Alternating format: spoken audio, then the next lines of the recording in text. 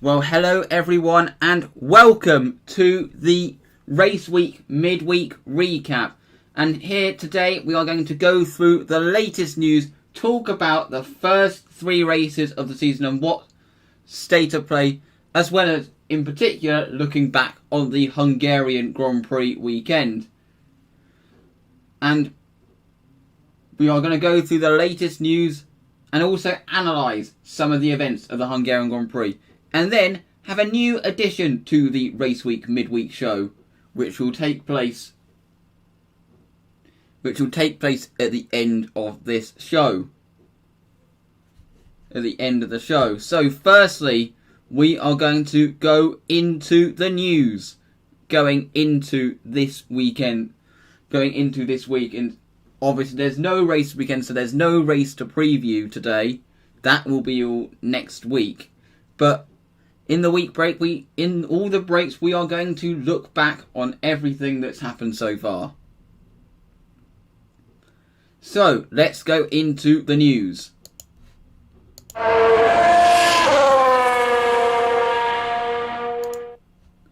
So, the first piece of news that we have to go through, that we have to talk about, this happened after the Sunday show that I did after the race, where Haas got penalised as a result of allegedly breaching the driver must drive the car alone and unaided rule. The way that they allegedly breached that is that the team told them to pit under the safety car, or not under the safety car, at the end of the formation lap for slick tyres, and it seems that this was an unintended consequence of the rules. Because you may remember, in 2016, they issued some radio clampdown rules. And that led to some controversy. For example, we had Nico Rosberg getting penalised at Silverstone for being told how to fix a problem on the steering wheel. You had other instances, such as Jenson Button being critical of the stewards for penalising the team for telling him how to fix the brake pedal going to the floor. I remember he said, so they don't think that the brake pedal going to the floor is a safety issue and things like that. So they did lift some of that, but it seems that the rule of you can't tell the drivers what to do on the formation lap is still there, and apparently what Haas did is a breach of that. It was a bit, and as unsurprisingly, it's not a very that penalty has not gone down well on social media, and also for many high level figures in Formula 1. I really do think this, in response to this, it is probably, the FIA probably thought this was not the intention of the rules, and I guess they are probably going to have a look at this to make sure that the rules don't prevent strategical gambles. I mean, I personally do not know how. It's a bit careless, because obviously this rule was made in the Bernie era, but it was a bit careless that the rule means that sort of thing isn't allowed. Because I think even if you have a rule of no driver aids on the formation lap, you can't tell the driver what to do on the formation lap. A strategical gamble like this surely is a completely different thing, and I just don't really see why it should even be considered to have been part of that rule. But obviously the rules are rules, and they had to be penalised in the end, unfortunately. I mean, Haas still benefited from doing what they did. They still got a point in the end, and they would not have had a chance of scoring points had they not done this. Moving on to the next rule, you have Racing Point once again getting protested by Renault. And I have a feeling this is starting to get a bit precarious. Because some things are getting a bit could be about to get a bit ugly no matter what the decision is. Because This is the second time that Renault have protested. Obviously, we all know the story that Racing Point is... that they believe that the Racing Point copies the Mercedes too much and it breaks the rules.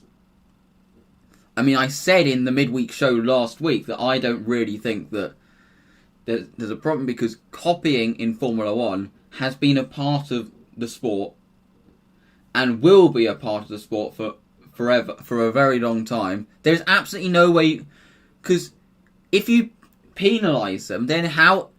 it just sets a bad precedent. How do you police it? So I honestly think that there's not really anything that's going to happen. There's absolutely no way that the FIA can prevent teams copying each other.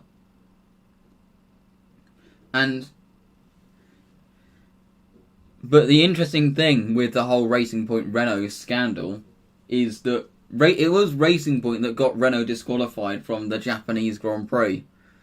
And obviously, the reason Renault are doing it is because they feel like that something is fishy is going on. But this is going to be hard if they penalise them. This is no way you can, because it's going to be, if you penalise them, then where do you draw the line? And then the next bit of news is Ferrari having a technical shake-up. And this is not really surprising considering the start to the season that they have had. But what else happens? There's been a lot of speculation about Matteo Binotto potentially getting the sack, which would be quite a shame. But you have to remember, Ferrari have had a lot of problems recently, and obviously it does seem that a lot of their issues this year stems from that engine clampdown that has resulted in them losing power. The engine clampdown. Obviously, they admitted that something was illegal last year, it seems, and the power modes that have been taken away from them is clearly costing them and their customer teams. So I'm not sure it is just an aerodynamic issue, although they have stated that their car is a draggy car many times, and draggy car with an underpowered engine is a very bad combination, as you'd expect. And then next up we have some latest developments with the calendar. And firstly, there was concern about the Spanish Grand Prix, in the sense that a rise in cases around the Barcelona area has meant that there have been concerns about the race. But apparently they have stated that the race is going ahead as planned, and because apparently the track is not in the area that is being locked down. And the other thing you have to consider, they just raced in Hungary, who are under a very strict lockdown right now. Remember, there was all that speculation of people potentially being sent to prison if they dodged the... I mean, this is probably the tabloids beefing it up a bit, but people being punished, fined hard for breaching the lockdown rules, which basically stated that you can't go anywhere bar the hotel or the track. And Leicester is having a similar thing to what Barcelona's having right now, and they have still hosted football matches. So I'd say, unless things get really bad in Barcelona, like for example it gets to Brazil levels of bad in Barcelona, then the race will go ahead as planned. F1 have come up with such a skilled format that could dodge any restriction, not any restrictions, but any kind of lock that could make it acceptable to run under pretty much any kind of lockdown, unless it's really bad. But then you have the next batch of races that look set to be announced. And in a surprise turn of events, it looks like the Nürburgring is going to be on the Formula 1 calendar this year. for the first time since 2013. Now, it looks like it was going to be Hockenheim at first, but apparently the regulations around that area mean it's not going to be very profitable to do so. Real shame, because I'd frankly love to see Hockenheim on, and many fans would frankly love to see Hockenheim on the calendar this year after the thrill that it produced last year. But a lot of fans are not happy about it not being on the schedule this year. But the Nürburgring is a popular round, so people are happy. Although the interesting thing is, it's going to be, apparently Hockenheim around that time is Nürburgring around that time is 10 degrees. That could lead to quite an interesting race with low temperatures. And then the other two races you have is Portugal around the Algarve circuit in Portimao, which looks set to debut on the Formula 1 calendar. If you remember, in 2009 it hosted some testing events and was close to debuting on the calendar for hosting the first Portuguese Grand Prix since 1996. And it looks like they might host a race this year. Portugal. That track might finally, after 10 years later, after the rumours, might host a race in the most unusual of circumstances. And then you also have, apparently, the other track that's likely to be on the calendar is Imola. And this would be for the first time since 2006. Now, this would obviously go down very well with fans, because Imola is a popular track with the fans. It has some very fast corners that make it a real driver's track, and I think the drivers will be happy to see it back. And this would interestingly mean that we'd have 3 races held in Italy this year, which would be quite unheard of. But that makes a lot of sense. And the other thing, there are some things that I'm going to say as a result of this. Considering we're having a very different calendar, I think this is actually a change, a kind of a benefit that people are happy with, to have some variety for a change in the calendar, having it go to races that probably never would have considered going to. And the big question is, if one of those proves to be a success, because if these 3 are held in October, they could well be able to have some kind of a crowd there. And if that is the case, and it proves to be a success, and have people say, imagine with a full crowd how good this could be, then could this provoke F1 into thinking of putting them on the calendar permanently? And secondly, one thing that it has made me think, is 22 races in a season good enough? A good idea? Or is having 18 races this season, but having some races alternate with each other, so you have some variety each season when it comes with the calendar, maybe a better idea?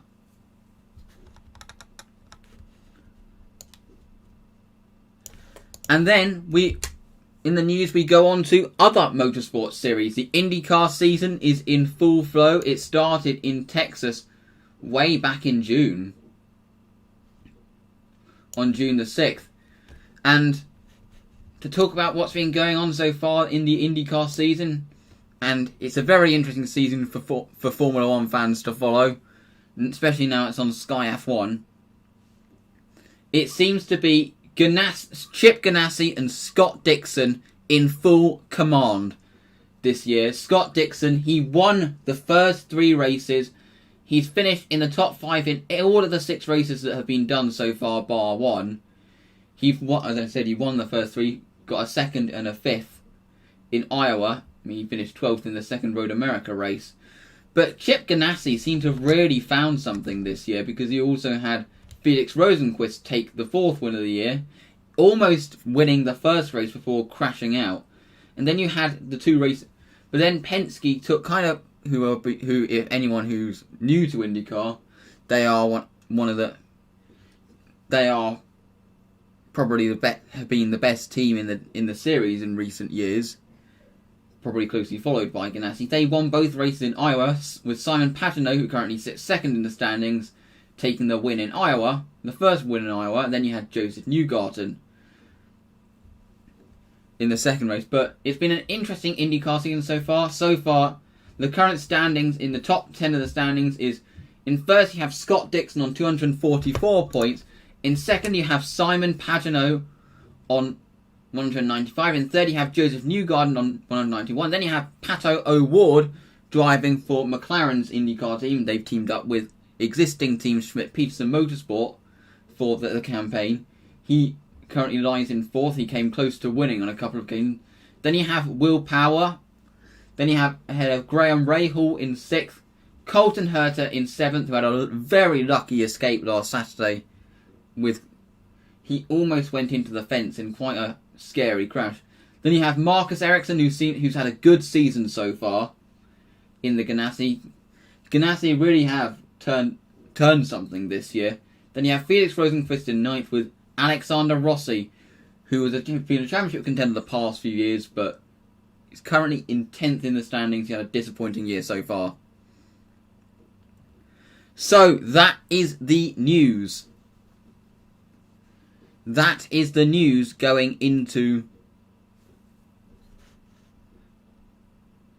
And now, let's analyse. Going back to the Hungarian Grand Prix. Now, let's analyse some of the events that happened. Some of the on-track happenings of the Hungarian Grand Prix weekend.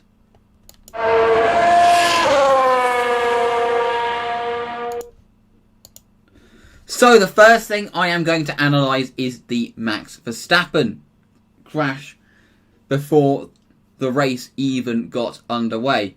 As you can see, this is heading into the turn 12. As you can see, what happens here, he kind of locks up. An interesting thing is you see a bit of spray come up from his left front tyre. So that maybe indicates that what happened was he caught a bit of water going into the corner. I mean, remember, he wasn't pushing. He was just finding out where the grip was. But at that moment, it seems that he caught a bit of water on the left front. And that's when the moment that he lost control. And then, as you can see, he just skated off, and on the wet surface, there was only one place he was heading. And that was into the barrier. And then we go on to the second bit, and this is probably the most interesting bit to analyse. The Leclerc-Norris battle. As you can see, Charles Leclerc gets a really... This is the first moment which got fans' attention. As you can see, he went for the move going into turn one, then he kind of switches back. And as you can see, he gets the momentum off the corner, down the inside, but Lando Norris really closes the door. So as you can see, there is not much space for him to go into. But Charles does still persist, really brave from the pair of them. And you know from past years, this corner, there is two good lines when it comes to overtaking. As sometimes the outside line, you can make that work around here. So you can see, Charles is on the inside, Lando is on the outside, trying... on the longer route, but he is able to... Because it's a really interesting comparison between the inside and the outside around this corner. The inside line is shorter, but you can carry more speed into it. But the outside line... The outside, but you carry less speed into the corner. The inside line is shorter, but you carry less speed. The outside is the longer line, but... you carry more speed. You can carry more speed going around the outside if you block off the driver on the inside's exit. And that's kind of what Lando did. As you can see, that with Lando being there, Charles couldn't get the drive that he wanted.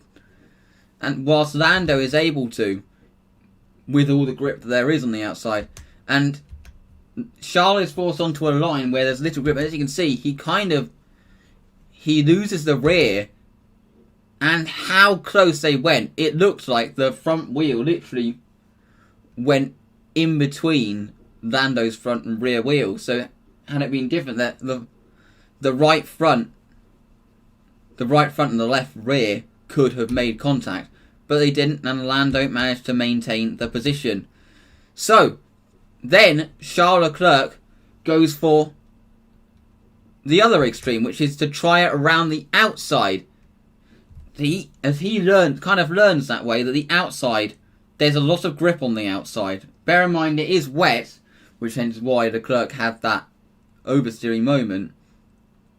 But what Charles is doing here is forcing Lando onto that line, and he's able to go on the grippier line, or the grippy line around the outside. But as you can see, Lando does try to muscle his way ahead, but just like that, just like before, Charles is kind of blocking where the ideal line, so he can't get the exit, which means that there is a gap for Charles to easily get through. This was a great battle, and it was great driving from the pair of them in this sense. So, now let's look at the current state of play. Let's look at the current state of play in this Formula 1 season. Going into this. So, after 3 races, where do we stand? After 3 races, and I'll be talking about all 3 of the series here with a quick talk about where we stand. Lewis Hamilton leads the title by 5 points back to Valtteri Bottas, with Max Verstappen in 3rd, who's 25 points behind Bottas. Then you have Lando Norris, Alex Albon, and Sergio Perez level on 22 for 5th and 6th. Then you have Charles Leclerc, who's level with Lance Stroll for 7th. Then you have Carlos Sainz, and then Sebastian Vettel. Actually 5 different teams making up the top 5. And then in the Constructors, it is Mercedes in the lead.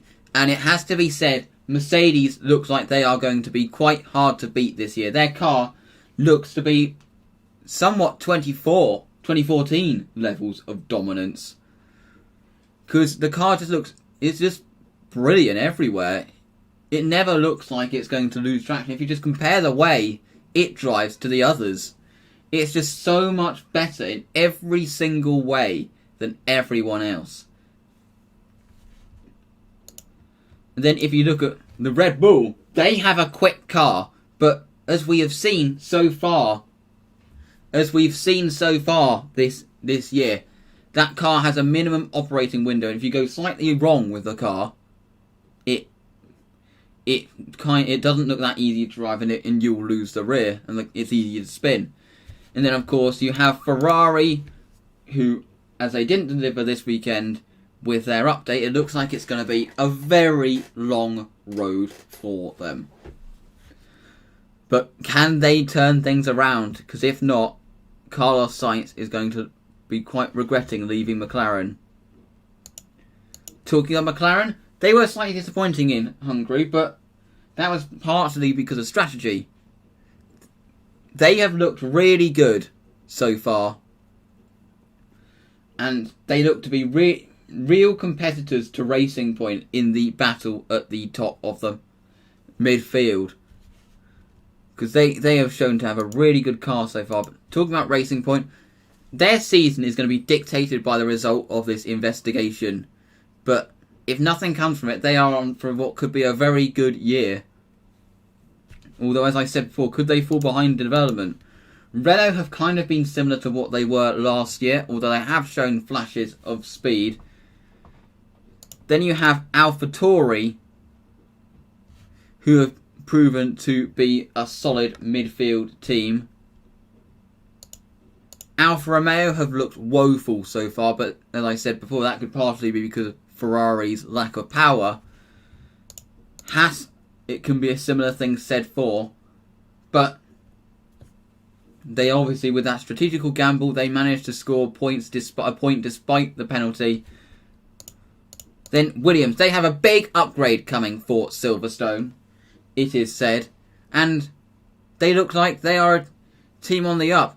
I really do think they could be ahead of Haas and Alfa Romeo sometime soon. In fact, they may even already be. This car is certainly a lot better than last year's car was.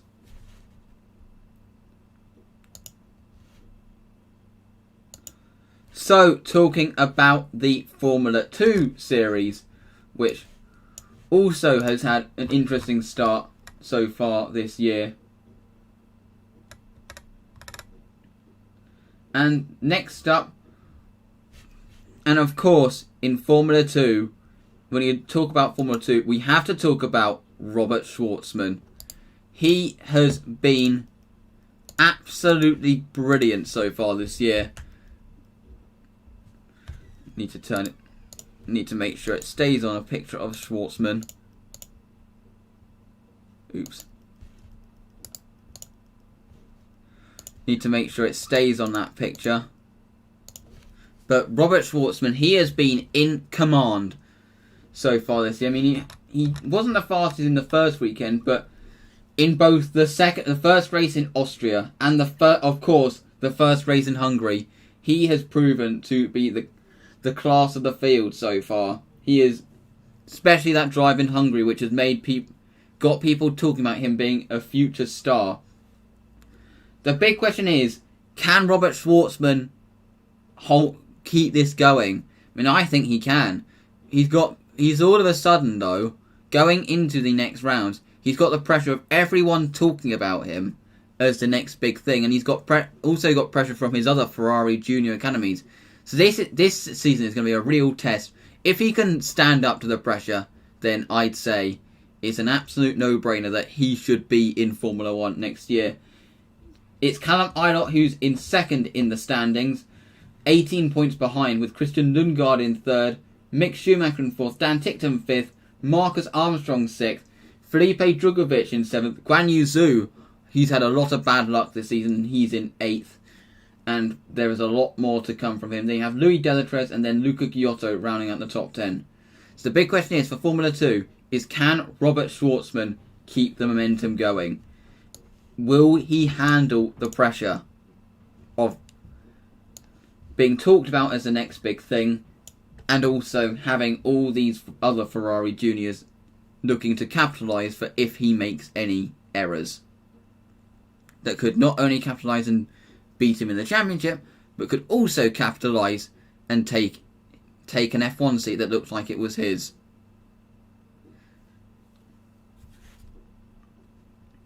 Then next up, we talk about Formula 3.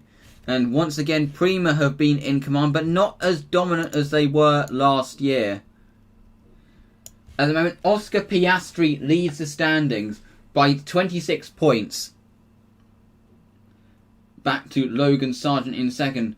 But it's been Théo Pourchaire who's been really impressive. Become the only repeat winner so far this year.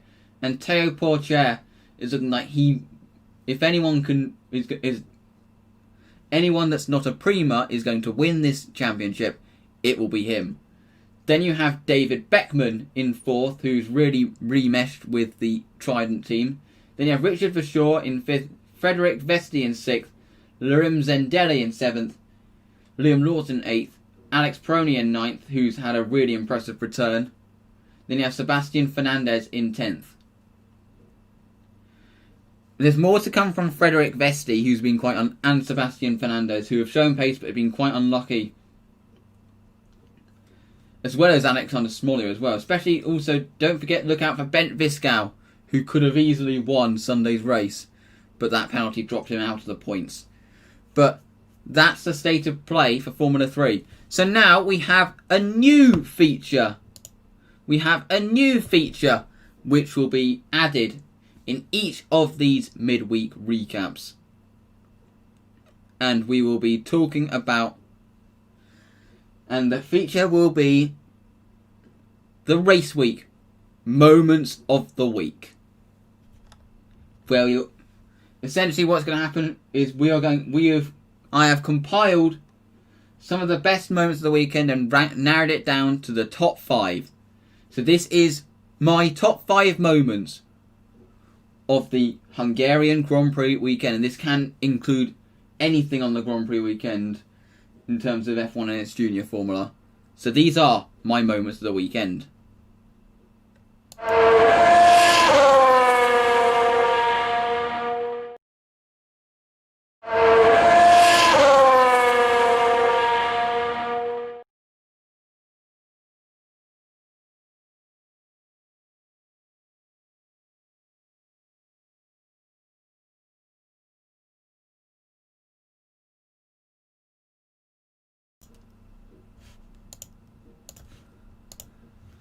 In 5th place, sorry for the slight delay there. That was because I haven't added a microphone to the scene yet, which I forgot to do earlier. But now it's been added. In 5th place, we have both Williamses making Q2 for the first time since 2018.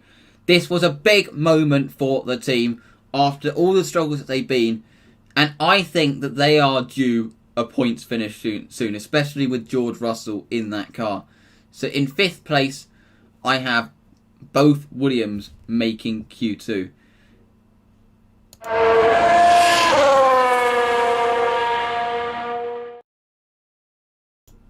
In 4th place, I have Haas's gamble. Despite the penalty, it was a really inspired choice. Pitting at the end of the formation lap is risky stuff. But in the best of times, especially when switching to slicks on a drying track can be a bit risky because it may not be dry enough. But Haas made it work, and they were rewarded with some points, despite the penalty. Even just the 1 point surely would have felt like a win for them.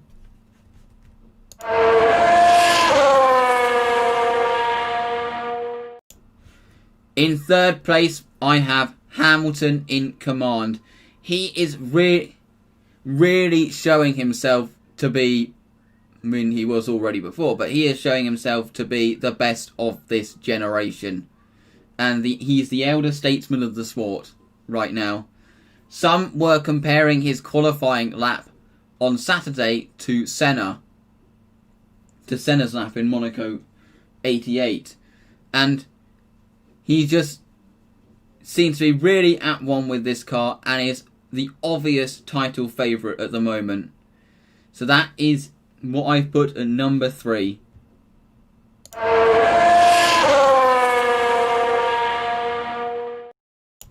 At number 2 happened in the Formula 2 series, and it was Robert Schwartzman making a name for himself. You know sometimes that you get some of these junior performances, some of these junior races where you say, this was the race that made this driver. Like, for example, people look back to Hamilton's GP2 race in Turkey, where he fought his way back from where he did a real setup gamble. It looked to have failed, but then he fought his way back through the field. I think this was one of those junior performances where people in years to come will be saying, this was the race where we saw the birth of a star, where we realised this guy is the next big thing. Kind of like what we saw with Senna in all of his junior Formula races as well. This is what that race felt like. A statement drive for Robert Schwartzman.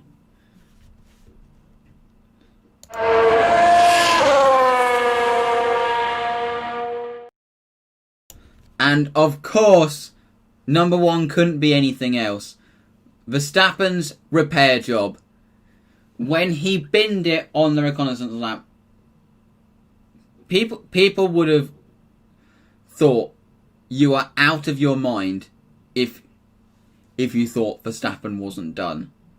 Yet somehow, if anyone had said to me Verstappen might still make it, I would have been like, are you out of your mind? But somehow Red Bull did it. It was an incredible repair job, which really showed their skill. And they got, in just 20 minutes, they managed to repair the suspension damage adequately for Max not just to be able to compete, but be able to compete competitively in the race. And he brought his car home in second. Well, it was an incredible job and something that will be remembered something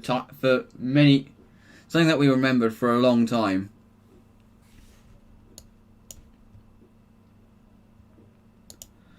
But that has been it for the Race Week midweek recap, and we will see you next week for... Make sure you leave a like and subscribe to this channel for more content. And then, of course, make sure you give the new Twitter account a follow, which was made last week, where you can have some live updates from all the action here on Race Week. Of course, the next show will be the midweek recap next week, where we will also preview the British round, the first of the British races of the calendar, for round 4 of the 2020 Formula 1 World Championship, and we will see you then. Goodbye.